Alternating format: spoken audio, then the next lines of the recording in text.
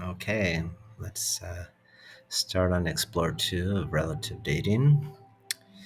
What dating techniques do scientists use to determine the relative ages of rock? Okay, go ahead and write that down as your essential question. Put your date, write down Discovery Education, Living Earth 3.4.2 for reference, and tell me what you know. Or if you're not really sure you know anything, tell me maybe what you think about it. Hit the pause button and write that out.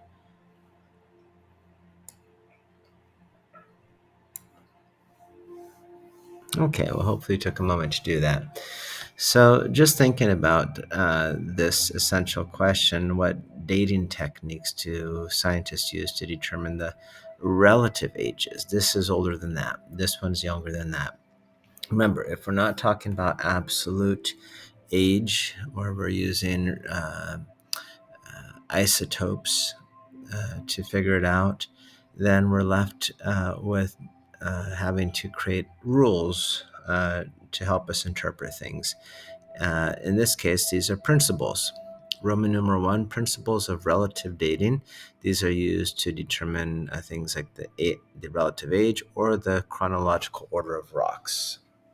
Well, you have a few rules, 5 of them to be exact. They include the principle of superposition. You can see these here in your text. The principle of original horizontality, the principle of lateral continuity, the principle of cross-cutting relationships, and the principles of inclusion. So we've written those all out here under letter A, and now we're going to take a look at each one a little closer, okay? The first one, the principle of superposition. Just like this picture here in your text shows, the red kidney beans are the lowest layer. They are the oldest layer. They're the first things to have been deposited, followed by a white bean of some sort and then a black bean. And you already know this, right? We've talked about this. You've learned this in your middle school as well. That older layers are on the bottom and newer or younger layers are on the top. Okay. And we kind of drew a little schematic here just to show the different layers that you might encounter.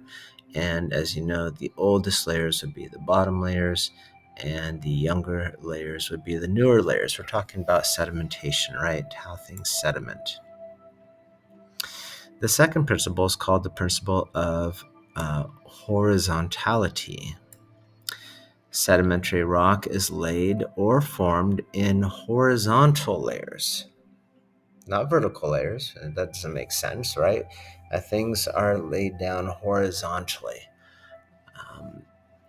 You pour something, I think your text uses the example of pouring a pancake onto the pan, and it spreads out horizontally, okay? This means that any folding, see in this picture here, we've kind of created our layers. Here we have the older rock, and then we have these folds. We could say that the folds occurred afterwards. Okay, it's a more recent event, this folding or this tilting that's going on. The older rock, if you can find it, would still be in its horizontal configuration. Okay, that's the principle of original horizontality. Okay, let's move on to number 3. The principle of lateral continuity. It states that sedimentary layers extend in all directions. So even if there is a deep cut, a canyon, a valley, etc., it can be assumed that originally there was a connection between the two. Maybe we have something like the Grand Canyon.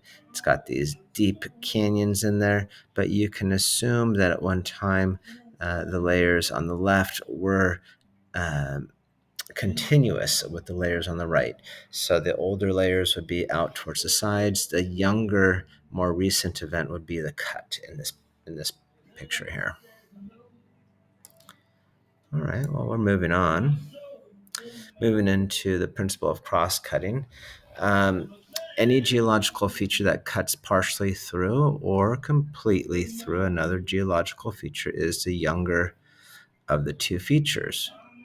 So here you can see on the left, we got these layers, the tan layer up on the top.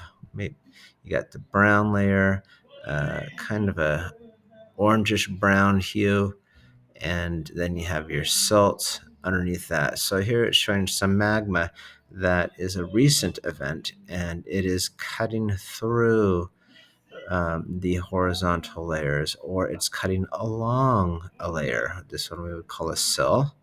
This one we would call a dike. Okay. Um, just remember then that these sills, these dikes, um, are younger compared to the original rock layers. And this would also apply for things like faults. When you have a fault, you have a fracture in the rock. That fault would be the more recent event. Intrusions, when you have a mass of igneous rock that was forced into or between other rocks while it was still molten, and then it later solidifies, that's what we call an intrusion. The intrusion would be the more recent event, just like these sills and dikes, right? Um, and then we've got these particular types of intrusions. Dikes, they're formed from magma that is forced into a vertical crack in a rock formation, and later it turns hard, solidifies. And then you have your sill, which forms from magma that is forced into a horizontal crack. Okay, so here's your sill being forced through a horizontal crack, and here's your dike being forced upwards through a vertical crack. Okay. All right. And lastly, we are looking at the principle of inclusion. Inclusions represent pieces of one rock that are incorporated into another rock. The older rocks are the included rocks. So if we take a look, maybe we can find a picture in our text. Yeah. So this is a large piece of rock, but you can see it's composed of a bunch of smaller rocks. These are what we call your inclusions.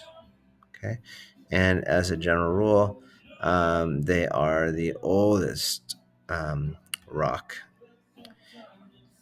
If you're comparing the age of all the different rocks compared to the bigger rock, the inclusions are the older rocks. Well, I hope that that kind of helps out a little bit. Just remember, stay focused on what this was about. Um, what are some of the techniques, the ways that scientists make decisions about age when they're looking at all these different types of phenomena? All right, go ahead and take a moment to write your summary paragraph, and we'll talk to you soon.